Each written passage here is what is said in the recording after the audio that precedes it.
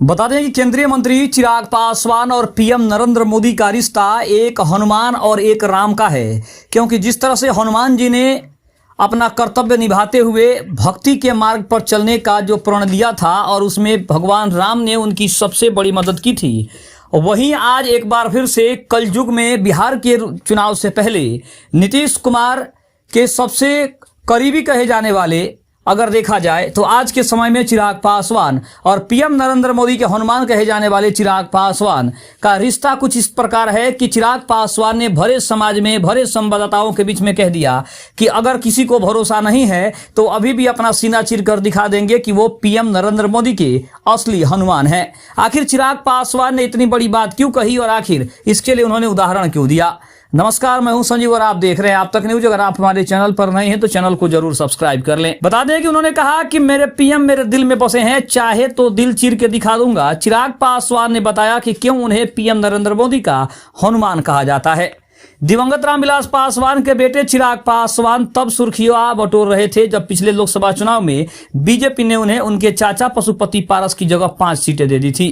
पासवान ने खुद अपने दिवंगत पिता के गढ़ हाजीपुर पर कब्जा कर लिया, जिसे 2019 में इस सीट पर जीत दर्ज करने वाले पारस भी नाराज हो गए थे। बता दें केंद्रीय मंत्री चिराग पासवान ने शुक्रवार को प्रधानमंत्री नरेंद्र मोदी की तारीफ करते हुए कहा कि वो उनके दिल में बसते हैं। पासवान ने यह टिप्पणी इस सवाल के जवाब में कहा कि उन्हें अक्सर पीएम मोदी का हनुमान क्यों कहा जाता है, और इसी बात को बोलते हुए उन्होंने कहा कि मेरे पीएम मेरे दिल में बसे हैं, चाहे तो मैं अपना दिल चीर के दिखा दूंगा। चिराग पासवान ने कई मौकों पर प्रधानमंत्री मोदी की लीडरशिप की तारीफ की है, तो वहीं कहा है कि वो खुद को उनसे अविभाज्य मानते हैं। पिछले साल अगस्त में एक इंटरव्यू में पासवान ने कहा था कि नरेंद्र मोदी के प्रति मेरा प्यार अटूट है, जब तक वो प्रधानमंत्री हैं मैं उनसे अलग नहीं होऊंगा।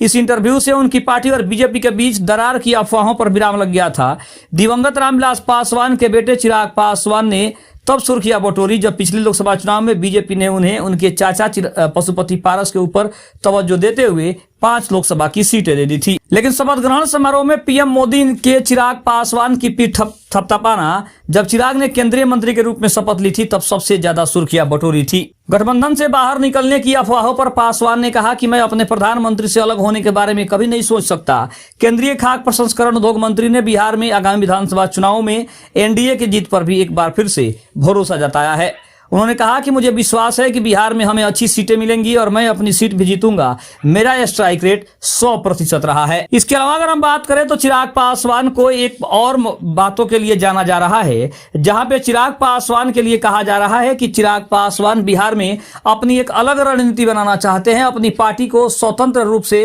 अपने आप पर आत्मनिर्भर बनाना चाहते हैं, जिसके लिए आज कार्यकारिणी की जो बैठक हुई है उस बैठक में इस बात की ओर इशारा किया गया है कि चिराग पासवान किसी भी कीमत पर अपनी पार्टी की पहचान खोना नहीं चाहते हैं। और उन्होंने आज तो यहां तक कह दिया कि उनकी पार्टी अपना एक खुद का अलग पहचान बनाना चाहती है, और इसीलिए उन्होंने कार्यकारिणी की बैठक में कुछ ऐसे फैसलों पर अपनी प्रतिक्रिया दी है। आपको बता दें कि चुनावी साल में एलजेपीआर अपने अस्तित्व और अपने पहचान को और ज्यादा मजबूत और बड़ा करने की रणनीति बना रही है, यानी पार्टी कहीं ना कहीं गठबंधन के अंदर ज्यादा से ज्यादा हिस्सेदारी भी मांग रही है, जिसके लिए कहा जा रहा है कि केंद्रीय मंत्री चिराग पासवान की पार्टी एलजेपीआर की राज्य कार्यकारिणी की बैठक में जो पटना में हुई उसमें बहुत बड़ा फैसला लिया गया। उनके बहनोई अरुण भारती ने भी कह दिया है कि उनकी पार्टी आत्मनिर्भर बनना चाहती है, स्वतंत्र बनना चाहती है। वो ये जताना चाहते हैं कि उनके नेता चिराग पासवान कोई छोटे मोटे नेता नहीं है, क्योंकि चिराग पासवान को जो पार्टियां या फिर जो गठबंधन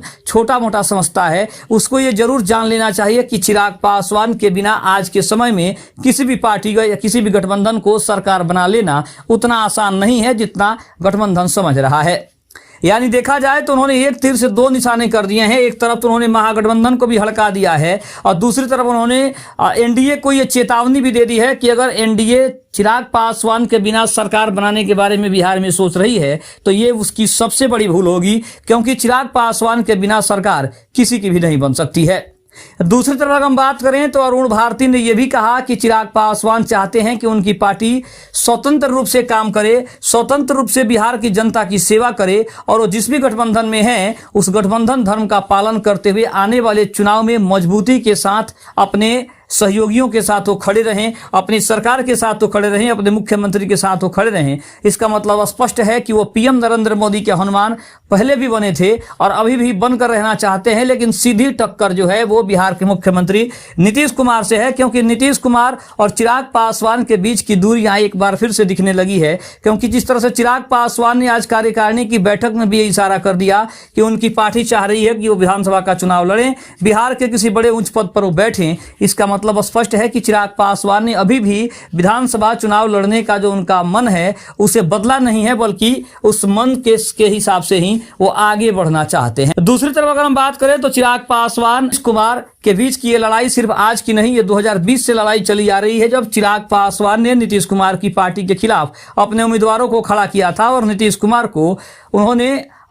तीसरे नंबर की पार्टी बिहार में बना दिया था। तब से ही ये द्वंद्व नीतीश कुमार और चिराग पासवान के बीच में चला आ रहा है। दूसरी तरफ जदयू ये भी बार बार कहती है कि चिराग पासवान जानबूझकर अपने प्रत्याशी उस जगह से खड़ा करते हैं जहां जदयू अपना प्रत्याशी घोषित करती है। इसका मतलब स्पष्ट है कि चिराग पासवान अभी भी नीतीश कुमार की कई नीतियों के खिलाफ हैं, उनके कई फैसलों के खिलाफ हैं। ये बात उन्होंने तब भी साबित की थी जब 2020 के चुनाव में वो अकेले लड़े थे, और अब एक बार फिर से 2025 के विधानसभा चुनाव से पहले ही जब उनको मुख्यमंत्री बनाने की मांग उठी, जब उनके पार्टी के युवा नेताओं ने उन्हें विधानसभा चुनाव लड़ने की सलाह दी, उसके बाद से चिराग पासवान के तेवर, उनके बातों में काफी ज्यादा बदलाव आता दिखाई दे रहा है। हालांकि अगर हम बात करें तो जो सी वोटर के सर्वे के नतीजे आ रहे हैं उसमें चिराग पासवान को मुख्यमंत्री के रूप में सिर्फ 6.7% लोग ही देखना चाहते हैं। अगर वहीं हम बात करें बिहार के और एक और युवा नेता की, जो कि बिहार के उप मुख्यमंत्री रह चुके हैं, यानी कि लालू प्रसाद यादव के छोटे बेटे